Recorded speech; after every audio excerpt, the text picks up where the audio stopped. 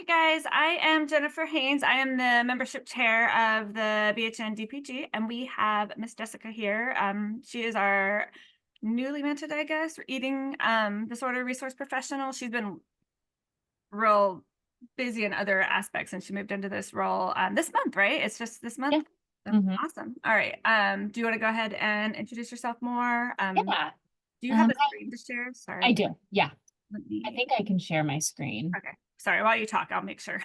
Okay, cool. Yeah, like Jennifer said, my name's Jessica. I am a dietitian, obviously. I live in San Diego. I've worked in eating disorders for about 5 years now. I recently transitioned into more of a GI nutrition role, but still see a lot of eating disorder clients within the GI space. My pronouns are she, her.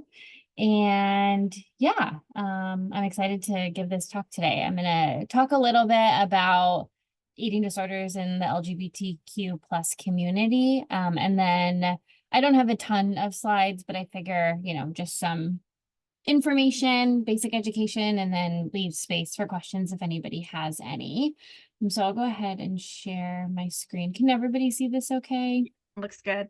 Also, Okay. just so y'all know, we will record Jessica's kind of talk part of this, and then we will shut off the recording so everybody can feel comfortable talking. If y'all have any questions, anything like that. Okay. All right, so let's get started. Like I said, we're going to talking about eating disorders in the LGBTQ plus community. So just some statistics that to start off with, but transgender college students report experiencing eating disorder or disordered eating at approximately 4 times the rate of their cisgender classmates. 32% of transgender folks report using their eating disorder to modify their body without hormones. I think this is a really important part or point to be aware of, because it kind of begs a lot of questions of how do we best support people in these situations, especially if gender affirming surgeries or care is not accessible for whatever reason. There's some wonderful organizations that really specialize in this. That could be good resources. If anybody would like to learn more about that, I'm happy to share those. But I do think it's a tricky situation to be in as a provider, really navigating how do we provide gender affirming care, understanding that eating disorders can be life threatening. So definitely challenging. 56% of transgender folks with eating disorders believe that their disorder is not related to their physical body, meaning that it could be related to other things, but not always trying to modify their body without hormones. Obviously, there's a variety of reasons of why eating disorders develop. Gender dysphoria and body dissatisfaction in transgender folks is often cited as a key link to eating disorders. As we know, that's part of the DSM criteria for anorexia, but it could be for other eating disorders as well. And then non-binary folks may restrict their eating to appear thin, consistent with common stereotypes of androgynous people in popular culture. Some, just if you're not familiar, that would be good representatives of this would be like Kristen Stewart, or Tig. I can't remember what their last name is, but there are ideals even within queer communities outside of just like cisgender folks. There are still body ideals, I would say probably for most people in the world. Potential risk factors for developing eating disorders within the queer community, specifically fear of rejection, I think is a really big one. In a lot of my work that I've done with folks that are part of the queer community and just in personal experience, I think fear of rejection is a big thing. This idea of if I'm not accepted for who I am or who I love, then maybe I can be accepted for my body, or it's something that keeps me from standing out more in society. So I think that's a big thing. Internalized homophobia as well, especially for folks who weren't raised with support regarding their sexual orientation. That can be something where it comes up. If you work in eating disorders or familiar, there's a lot of intention of using eating disorders as a form of self-harm. And so that might be something that comes up with folks who have that internalized homophobia. PTSD for a variety of different reasons. As I'm sure you know, if you work in the field of eating disorders, drastically increases the risk of eating disorders, especially anything related to body. If we don't feel safe in our bodies, it's harder to nourish ourselves and to care for ourselves. And so that's something that often comes up. Bullying due to sexual orientation, gender identity, etc., is a risk factor for developing an eating disorder as well. If we can't control those external sources of discrimination, then sometimes eating disorder prevalence increases as a way to kind of control our internal world, emotions, etc. Again, also that fear of rejection. If you're being bullied because you're queer and in a larger body, sometimes there's beliefs of, okay, maybe if I lose weight, I'm in a smaller body, then some of that bullying will go away. There'll be less attention on me. Body image ideals within the queer community, like we talked about in the previous slide, and then co-occurring disorders and addiction. There is a large prevalence of addiction and co-occurring disorders in the queer community, which can also increase the risk of developing an eating disorder. So something to also be aware of, that there's a lot of the time that's going on. It's not just one isolated thing that we address. Risk factors continued. Some additional studies that have been kind of done in the past 4 or 5-ish years revealed that adult lesbians had lower self-esteem and greater feelings of ineffectiveness, interpersonal distrust, and difficulties identifying their emotions than heterosexual counterparts. Further, in comparison to heterosexual women, self-esteem in lesbians was found to be more dependent upon body esteem and BMI, suggesting that lesbians are vulnerable to societal pressures of the thin ideal, which I think everybody is kind of vulnerable to that in some respects, but I think it's important to understand that there is not just a difference because of misogyny, right? I think there's a lot of discussion around the male gaze and how that might impact body image, but that extends further than folks who are not sexually or emotionally attracted to men. For bisexual women, distal risk factors for eating disorders included gay community involvement, anti-bisexual discrimination, internalized biphobia, sexual objectification experiences, relationship dissatisfaction, depression, being part of the Latinx/Hispanic or Black ethnicities, gender, role orientation, low self-esteem, maladaptive social comparison, objectified body consciousness, self-consciousness during physical intimacy, internalized and societal standards of attractiveness, and body surveillance.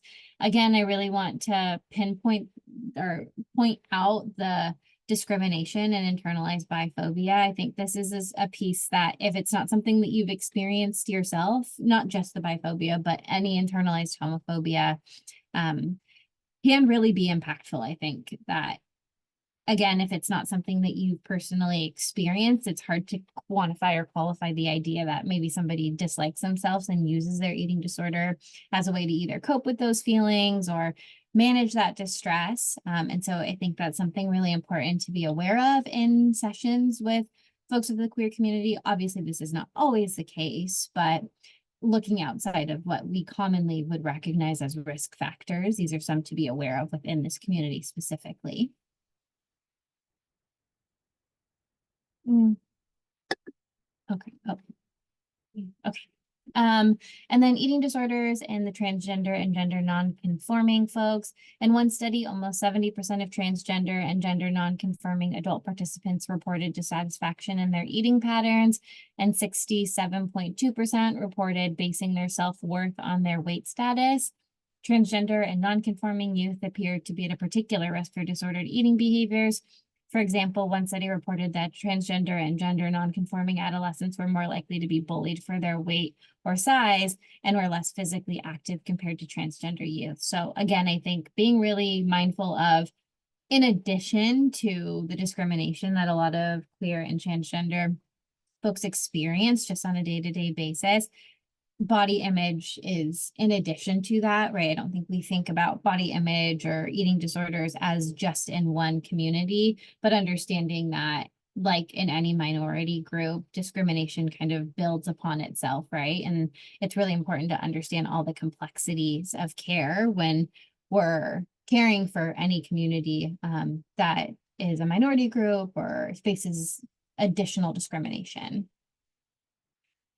I think it's also really important to note the prevalence of homelessness in LGBTQ plus folks, especially youth. A lot of people every year are kicked out of their house when they come out. And obviously, if somebody is homeless, their access to food is going to be a lot lower. So 42% of homeless are youth. 42% of homeless youth are part of the LGBTQ plus community. 33% of this population, sorry, that should say are in social services experience violent assault when they come out. That was not a typo. I just read it wrong. So again, that body trauma, right, is a huge, huge correlator to eating disorders or developing an eating disorder. And it's really prevalent among this population. So understanding the intersections with that, trauma-informed care is really important, especially in this community.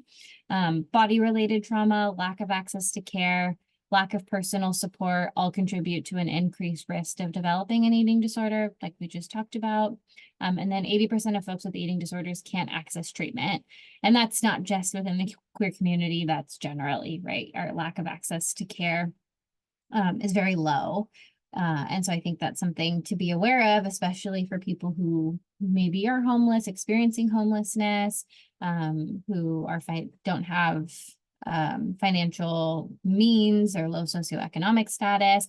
Again, it's just another barrier that comes along with it. And also considering, some treatment centers are female only, male only, right? And how it gets complicated when maybe somebody doesn't fit into the gender binary or they're a queer person, they're in a treatment center that might be uncomfortable for them. So understanding how in spaces that are more community care based, how we can make it safe for folks who don't fit within the gender binary or are not heterosexual cisgender.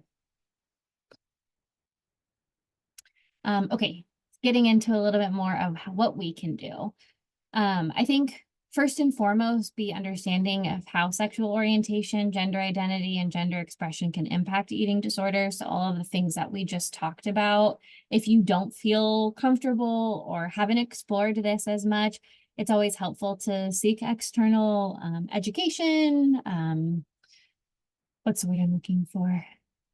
Supervision, reading, different Instagram profiles, whatever you feel most best or most comfortable learning from. But if it's not something that you have a lot of understanding around, it's always wonderful to learn more. I think we all have spaces within the field that we would like to learn more and get more support with. But I think obviously it really can impact care and how we care for people. And so gaining more understanding of that if possible. But first and foremost, using proper pronouns. Being misgendered is very uncomfortable and often very disheartening and deeply impactful for folks. And so being sure that you understand pronouns. And if you don't, it's okay to ask. I think as long as you're asking in a supportive and caring way and not in a presumptive or rude way, then it's always better to show that you care and you want to learn.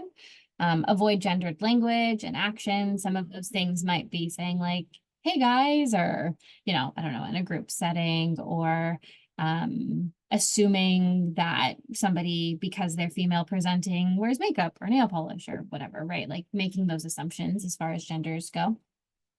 And then do not make assumptions. I guess that kind of trails well into my next point regarding anything, sexual orientation, the partner of the person that you're working with, the gender of their partner. So rather than saying like, oh, how does your boyfriend, girlfriend feel about this? Using gender neutral language, like your partner, allowing them to come forward with the gender if they feel comfortable.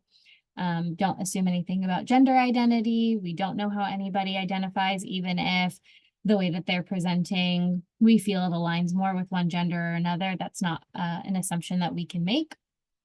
Feeling about one's body, I put this in because after talking about all of this, I think it's easy to assume like, okay, if they're transgender, then maybe they're uncomfortable with their body and maybe they're using their eating disorder to change their body. But that might not be the case. Just because somebody is part of a specific community doesn't necessarily mean that their eating disorder is tied to things that we've talked about related to that community more broadly. Outwardly express acceptance. I think this is a big one. Something that is really easy to do that makes folks feel more comfortable a lot of the time is if you put your pronouns in your email signature, and that just shows them like, hey, I'm comfortable using pronouns. I think that can be a really clear indicator of please share your pronouns because I'm comfortable with those conversations. I think that is an easy shift that we can make if we're not already doing it. Noting that we're queer friendly on websites and in office, social media posts. It can be a post that outwardly says it, or you can put a pride flag in your office or whatever it feels best for you, but just making it very clear that you're an accepting space. Nothing is scarier than going to anywhere and not knowing if you're going to be accepted or not, or discriminated against, especially by a provider. And so I think making it very clear that you are accepting before they even walk into your office can help a lot. It's also going to help build your relationship with the client so much better because then they feel comfortable opening up to you. They feel supported by you, and that's just going to strengthen your bond and rapport with them. Providing options for support. Again, I think there are always situations where maybe we are not the best provider for them. I think lived experience is really important for a lot of folks. And so if you're working with somebody who's part of the queer community, you're not feeling like you can connect with them because you don't understand their lived experience because it hasn't been something you've experienced, you can always offer options for support, whether that be seeing a different provider or joining a group, or books, websites, resources, right? Always being able to provide those options for support. And if those are things that you need or have questions on, you can always come to me. I'm happy to provide lists of ideas of additional support for those folks. And in sessions, if it's something that you feel comfortable with, exploring gender identity, helping improve body image, facilitate adjustments through a gender affirming process, ask questions in a respectful manner.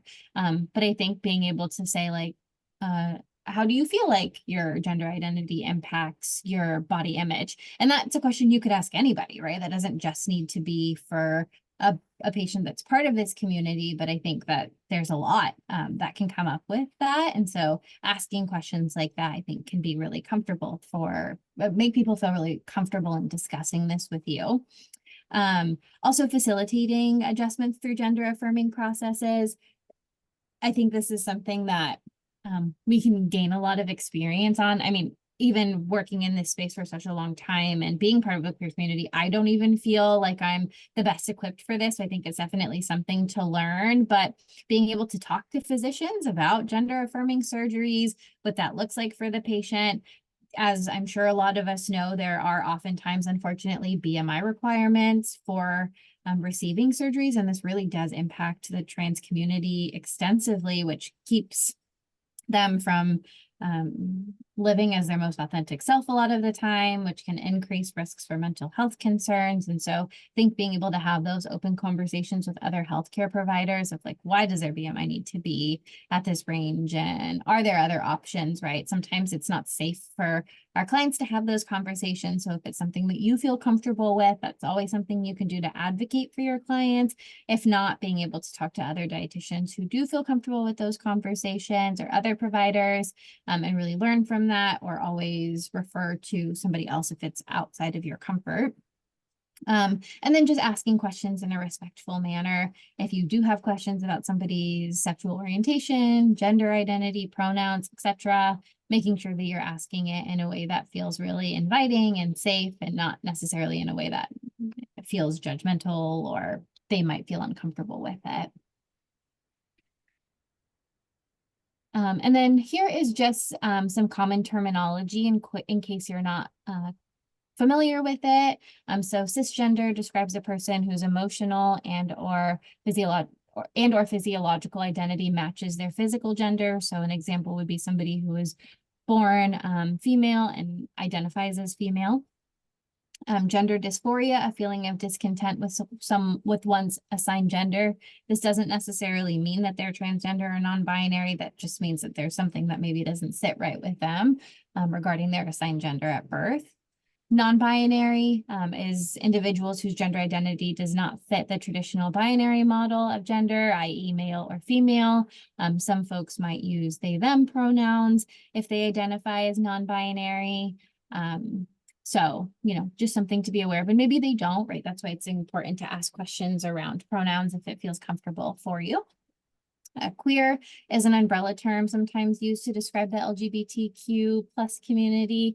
It may be considered to others. So just, again, not using language unless it's something you've heard them say, or even asking like, hey, I know that you referred to yourself as queer. Is that something that you're comfortable with me doing as well? Would you prefer that I don't? How would you like me to discuss your gender identity or sexual orientation? Again, those really respectful questions that show that you care. Questioning, sometimes the Q in the LGBTQ means queer, sometimes it means questioning, or it can mean questioning. But these may be for folks who are unsure about their sexuality and or gender identity, or are uncomfortable with labels. They is a pronoun sometimes preferred over he or she, sometimes by non-binary individuals, sometimes by folks who are transgender. Again, we can't necessarily assume what their gender identity is based off of their pronouns. If it's something that you feel like is important to know for the purposes of your appointment, again, you can always ask in a respectful manner. Then transgender describes a person who identifies as a different gender than what they were assigned at birth. Being transgender doesn't imply any specific sexual orientation. So I think that's something important. There's a lot of different sexual orientations and different genders. And so again, I think if you feel like it's pertinent to the purposes of your appointments or your sessions with these folks, you can always ask. And then Z is a pronoun sometimes preferred over he or she for non-binary individuals. There are a variety of different pronouns that are out there. Again, which I think is why it's important that we ask or make it clear that we're comfortable talking about pronouns like we talked about with putting them in your emails or text messages or however you communicate with folks. And if you see a pronoun that you're not familiar with, you can always look. There are some pronoun resources that are available online, and that's something that I can share as well if it ever comes up or if anybody is ever interested in it. And that's all I have as far as education goes. So I'll unshare my screen and then feel free to ask any questions that you have. Okay, awesome. I'm gonna